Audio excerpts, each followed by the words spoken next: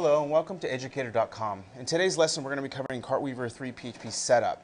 So as we've gone through some of these lessons, we've gone back and then we've set the server up, we've installed Cartweaver now as a plugin. Now we're actually going to set up the files so they can actually be installed into your existing website, and you can get some of these, start to establish some of this functionality. So this is going to be pretty much the last of the major setup, and then everything else is just going to be editing each file type after that to get exactly what you want to output to each site. Okay, so in this learning objectives, you're basically going to learn how Cartweaver works and how it functions in the website, learn how to create the database, and then we're going to learn how to connect to the database. So this is like the major step that you actually need to do, since now everything's been established. Once it's done, everything that we're going to be using from then on out, we'll be using through the content management system, which is like the interface of the database that we're going to be using. So as we go through, we'll go into a little bit more, explain more in detail. So in these slides I've actually put together for you is this like a step-by-step of how to do this for installing the Cartweaver files into your website. So not necessarily installing into the actual your computer, but installing all the files into so they can work and we can use them for later on.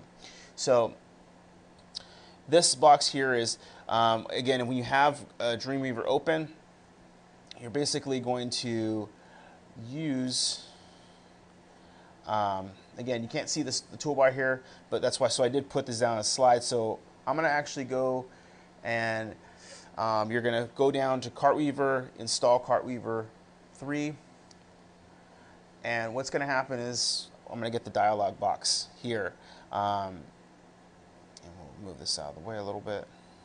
Actually, I won't move. But since I already have a name, and I'm actually going to step back after this, I set this up to explain what's going on, but I want to at least show you how we set up the folder first.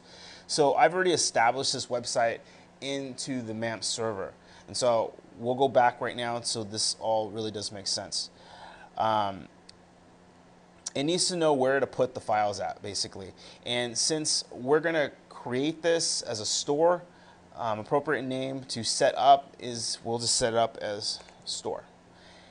Hit up create, and now it's going to say we'll choose it. Hit OK.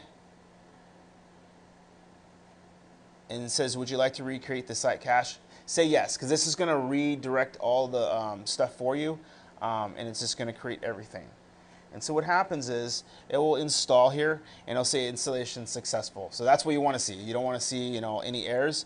So as we close this down, I'm going to show you now what happened. So we went in, and this is the actual folder of the website, the one that just consisted of the few pages that we did. Well, now look, in store, I've created a whole bunch of files. So I'm going to show you why this was so important to create. Cartweaver 3, CW3, that's all it stands for. All these files, all these directories, this was all put together by the developers of Cartweaver that connect this whole store together, and it works with the content management system. So this is the simplicity that I'm talking about. Just imagine having to write all this code. If you're not an advanced coder, I mean, you're not going to know how to do this stuff. I mean, it takes a lot of time and practice to actually go through this, and it takes years to learn it. Unless it's just your thing, you just like code and you get it. But for the average user that's just trying to get this up and running, this is kind of what we do. This is an easy way of going through and seeing what Cartweaver can do. So a lot of files that are created in here, so I'm going to expand this out a little bit so we can see more of the file names. But as you can see, everything that's involved here, down to the product sizes and everything, which will become really important later on when you want to show different size images for your stuff as people browse through. Your assets, we're going to go into some of these folders. Some of them we'll never touch because you don't really need to touch them. There's no reason to, but we will touch some of the assets. We'll actually import all our images back into this. And then again, with that nice Dreamweaver feature, which you saw earlier, if you want to recreate the cache, it's going to do that, and it'll put all the code and where we actually had our images in the earlier website, the homepage. It's going to actually put all the new lines of code for it, so it like moves it over, and we don't have to basically go back in and hand code this all back into again. So again, Dreamweaver having that feature in there, also a plus to have. So you can kind of see why developers start to use this more and more, because when they're on time, budget, they got to get stuff going. They don't have the time to go back and do all this again. So this is the nice part. But as you start off, we recommend that you do learn how to code by hand. It just makes it easier to understand and take certain code out so that you might not need. But assets, images, the admin, we're going to be messing with the application page a little bit later and go into that to set up this information, actually this application right here. So this is the store. This is all the files it puts in, and hopefully again, you don't really have to understand everything about it, like what the code they wrote, but definitely if you understand that it saved you a lot of time, that's all you really need to know, and how easy this is going to be when we go back in to do all this. So, all right. So here is that. So that's the directory. Let's go to the next slide here. So we set this up. But let me take a step back, and I'm actually going to go to show you how we set this up. And when you set up a site in Dreamweaver, you need to define the site. Any site you do to publish into a browser, whether it's a server-side code like PHP and MAMP, or if it's just regular HTML. So definitely have to do it. So when you go to the Dreamweaver top bar, where you see File, Edit, View, there's going to be a button on top that says Site. For you, you'll create the new site and give it its name. So mine's just kiddo underscore setup. That's just all I named it. You can name it anything you want, but that's just what I named it. Since I already have established it, you can see it here. I'm just going to manage sites. So when you have something that you want to change later on, you can have all these different websites here that you've actually set up on your own server. But we're going to go into edit because I want to show you some of the important keys that you need to understand this. You can go to the basic. You don't have to go to necessarily the advanced. Again, if you're an advanced user and this is something you already know, you can go right in and set this stuff up. But again, I gave it my name, kiddo underscore setup. This is the local host. Remember, local host is our MAMP server. That's what's going to talk to because we are using PHP. So click next.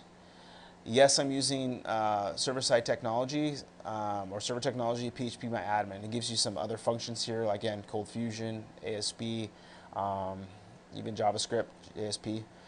But PHP is what we're using. Click next.